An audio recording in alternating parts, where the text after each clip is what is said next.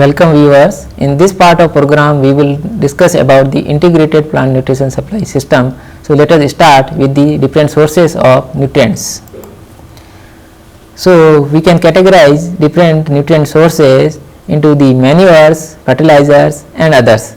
So manures are the wastage of animal and plant and decomposed portion which are used for the plant nutrition. Fertilizers are the industrial made chemical elements which are using for the plant nutrition. So in the manures we mainly discuss about the bulky manures and concentrated manures, and in the bulky manures FIM, compost and green manures are important one. Under the concentrated manures, oil cakes, blood meal, meat meal, horn, hoof meal, fish manures are important. Under the fertilizers we can divide into two parts, chemical fertilizer and biofertilizers. The chemical fertilizers we can categorize into nitrogenous, phosphatic, potassic, complex, mixed and soil amendments and secondary and micronutrient suppliers. Among the biofertilizers, nitrogen fixings, P solubilizing, P mobilizing and plant growth promoting rhizobacteria are important one.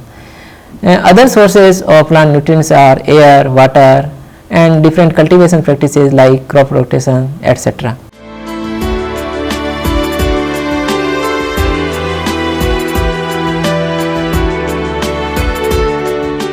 So let us start with the bulk organic manures. So bulky organic manure contains small percentage of nutrients and they are applied in large quantity. Even though they are applied in large quantity, but their nutrient content is very small. So farmyard manure, compost and green manure are the most important and widely used bulky organic manures. They supply plant nutrients including micronutrient. They improve soil physical property like structure, water holding capacity, etc. They increase the availability of nutrients. Carbon dioxide released during decomposition acts as CO2 fertilizer. Plant parasitic nematodes, fungi also controlled due to some extent by altering the balance of microorganisms in the soil. So these are the benefits of applying bulky organic manures. So now we will discuss one by one different bulky organic manures. So let us start with the FIM. FIM refers to the decomposed mixture of dung and urine of farm animal along with litter and leftover material from roughage or fodder fed to the cattle. On an average, well decomposed farmyard manure contain 0.5% nitrogen, 0.25% P2O5 and 0.5% potassium. So for application of FIM we have to apply it before the sowing. At least 1 month before sowing we have to apply so that it is well decomposed in the soil and it avail the nutrient to the soil at the time of need of plant. So generally 10 to 20 ton per hectare FIM is applied and some amount of nutrient present is not available immediately because it takes time for the decomposition. So about 30% of nitrogen, 60 to 70% phosphorus and 70% potassium are available to the first crop, remaining will be available to the next succeeding crop. Next bulky organic manure is compost. So compost is rich source of organic matter. Composting is natural process of rotting or decomposition of organic matter by microorganisms under controlled conditions. So raw organic materials such as crop residues, animal waste, food, garbage, some municipal wastage, suitable industrial wastage enhance their suitability for application to the soil as fertilizer source after having undergone composting. On an average, nutrient content of farm compost is 0.5% nitrogen, 0.15% P2O5 and 0.5% potassium. Compost is poor in phosphorus content. It is about 0.4 to 0.8%. So addition of phosphatic fertilizer into the compost make the more balanced and supply nutrient to microorganisms for multiplication and faster decomposition. The addition of phosphorus reduces nitrogen losses. Compost can be enriched by application of superphosphate, bone meal, and phosphate rock. 1 kg of superphosphate or bone meal is applied over each layer of animal dung while preparing of compost. Low grade phosphate rock can also be used for this purpose. Another bulky organic manure is green manuring. So, green manuring is practice of flowing undecomposed green plant tissue into the soil for the purpose of improving soil fertility. So, there are two types of green manuring in situ and green leaf manuring. So, green manuring in situ are the manure for which green manuring crops are grown and buried in the same field. These are incorporated into the soil at the age of 45 to 60 days after sowing, and after decomposition it adds about 70 to 135 kg nitrogen per hectare depending upon different crops. So, important green manuring crops are Crotalaria juncea, Sesbania rostata, cowpea, cluster bean, Sesbania aculeata. These are the crops which can be used for green manuring. Another type of green manure is green leaf manuring. In this we have apply green leaves and twigs of trees, shrubs, herbs collected from the tree and incorporate into the soil for the purpose of nutrition. So, important trees for green leaf manuring are Acacia fistula, Leucaena leucocephala, Sesbania grandifolia, Calotropis gingatea, Glycerida sepium, Pongamia glabra, Delonix regia, Peletophorium ferruginum, Azadiricta indica. These are the crops which leaf can be used for green leaf manuring. Now, if we see the nutrient content of different green leaf manures of trees, then Glycerida have the 2.76% nitrogen, 0.28% phosphorus and 4.6% potassium. Pongamia leaf have 3.3% nitrogen, 0.4% photo5, 2.3% potassium. Neem leaf has 2.8% nitrogen, 0.2% P2O5 and 0.3% potassium. Gulmohar leaf has 2.7% nitrogen, 0.4% phosphorus and 0.5% potassium. Pelotropum leaves have 2.6% nitrogen, 0.3% P2O5 and 0.5% potassium. Cassia leaves have 1.6% nitrogen, 0.2% phosphorus and 1.2% potassium.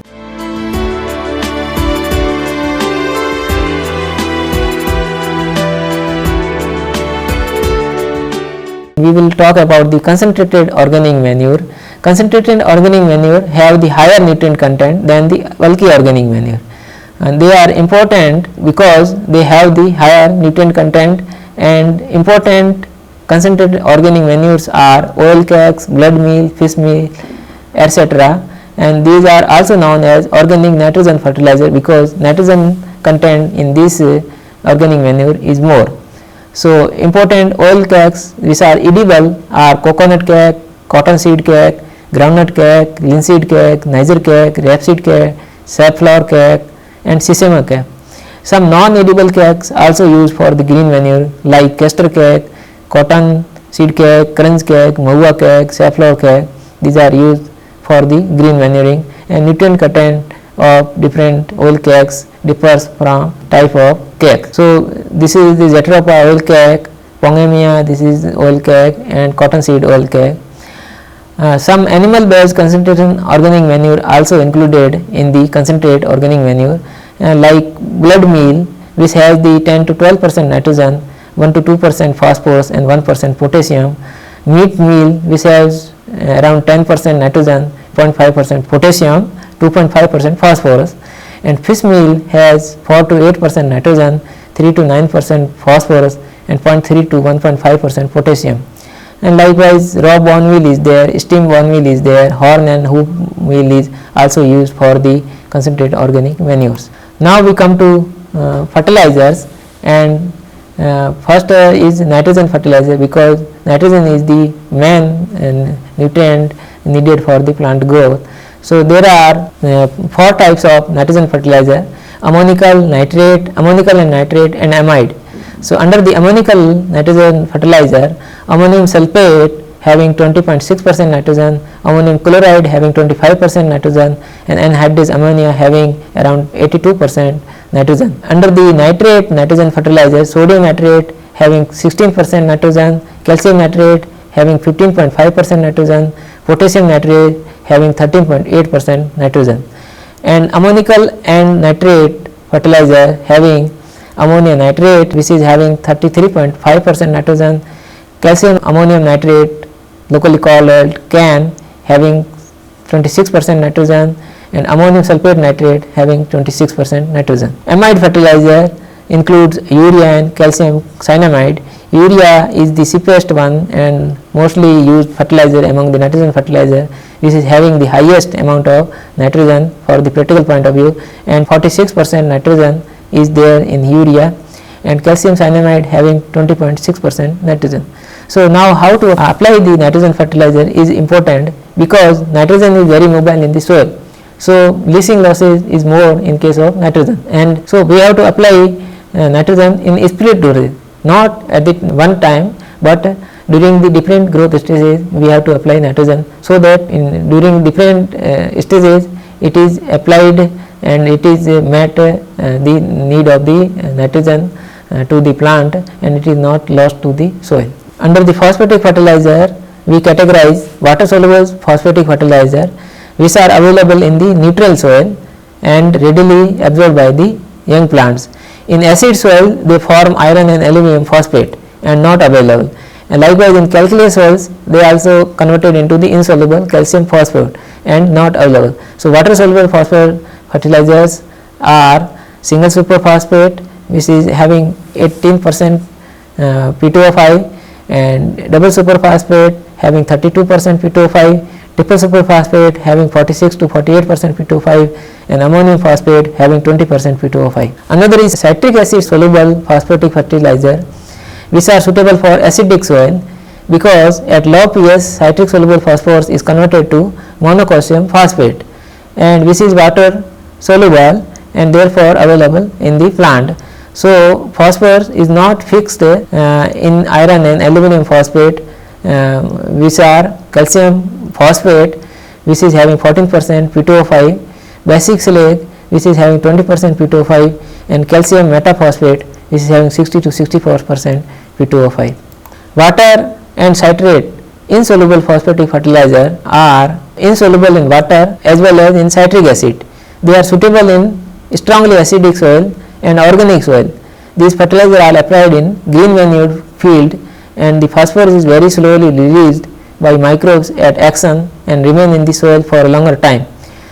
Under this category, two fertilizers are there: rock phosphate which is having 20 to 30% P2O5, and bone meal having 21 to 25% P2O5. Now we talk about potassium fertilizers.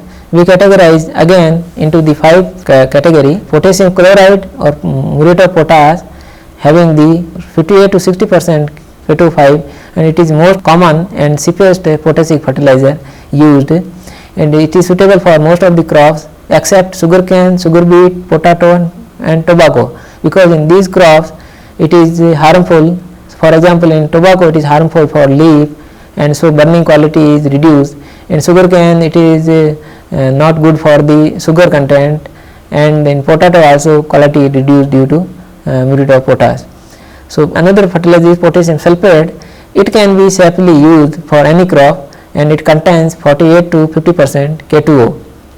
Potassium magnesium sulphate is double salt of potassium sulphate and magnesium sulphate, contain 22% K2O and 11% magnesium and 22% sulfur.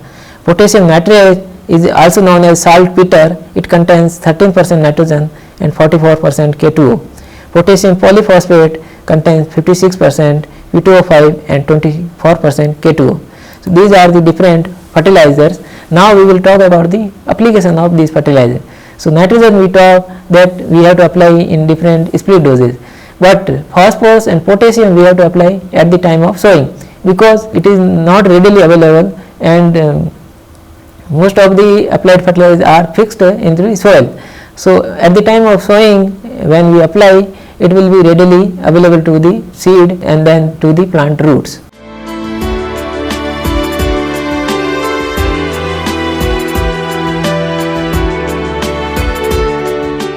Another is biofertilizer. So biofertilizers are defined as preparation containing living cells and latent cells of efficient strains of microorganisms that help crop plants in uptake of nutrient by their interaction in the rhizosphere when applied through seed or soil. They accelerate certain microbial processes in the soil which augment the extent of availability of nutrient in a form easily assimilated by plants.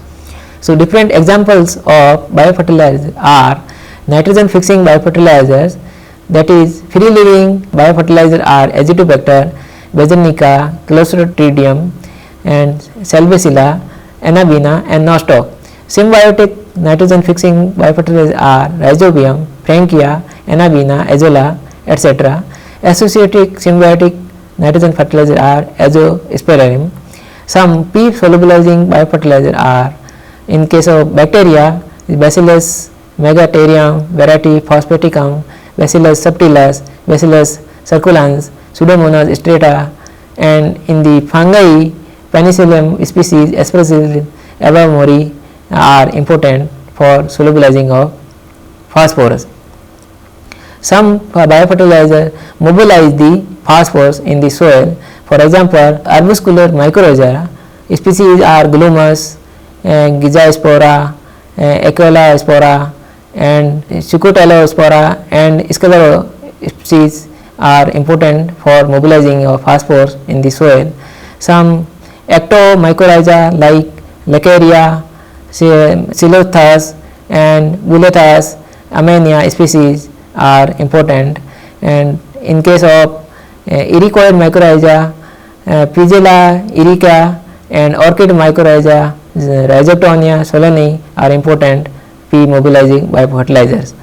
Biofertilizer for micronutrients are Bacillus mainly for silicate and zinc solubilizing biofertilizer, and some plant growth promoting rhizobacteria like Pseudomonas also important biofertilizer. So, among different biofertilizer, Rhizobium is important one, and species of Rhizobium differs from crop to crop. So, for pea group Rhizobium leguminosarum is used, for soybean group Rhizobium japonicum is used, for lupini group Rhizobium lupini is used, and for lucerne group Rhizobium melilotei is used, and for bean group Rhizobium fasciolocei bacteria is used, and for clover group Rhizobium trifloi, and for cowpea group Rhizobium different species are used, and for Bengal gram also Rhizobium species is used.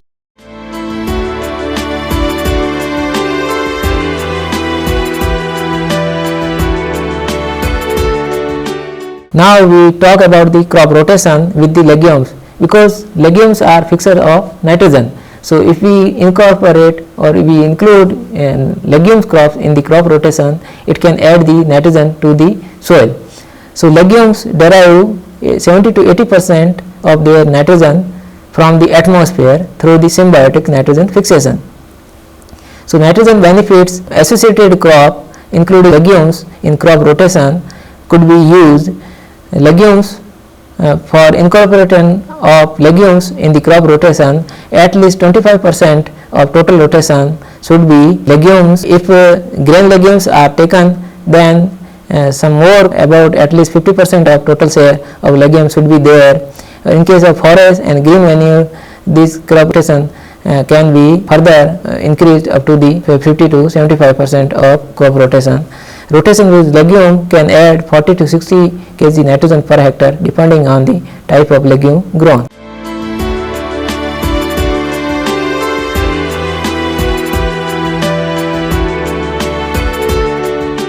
So, now we talk about the integrated plant nutrition supply system. So, we have talked about the different sources of organic manures and different types of nutrient sources.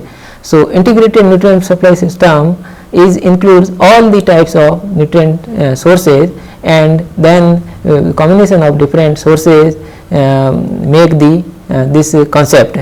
So, integrated plant nutrition system is a holistic approach to plant nutrition by obtaining the nutrients from both inorganic and organic sources to maintain and sustain soil fertility and enhance crop productivity in a framework of an ecological compatible, socially acceptable and economical viable situation.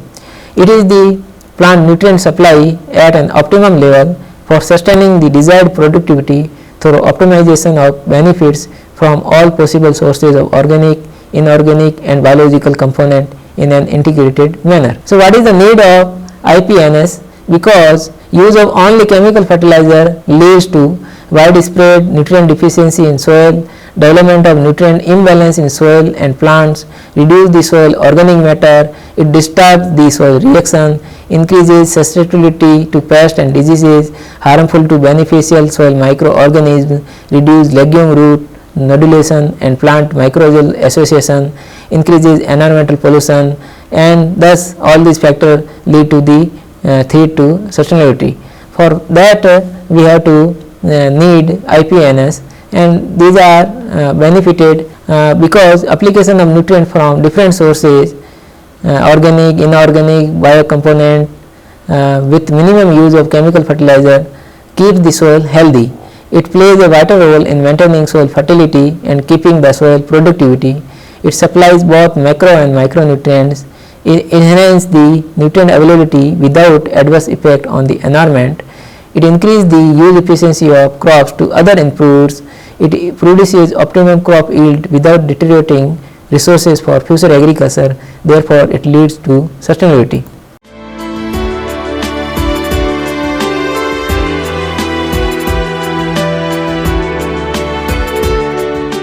So, in this part we have talked about integrated nutrient plant supply system, in which we have talked that there are different sources of plant nutrient, either inorganic, organic or biocomponent. So, only applying through the one source is not profitable because it leads to imbalance in the nutrient. So, we have to apply different sources of nutrient through the integrated manner, including combination of all the sources of plant nutrition.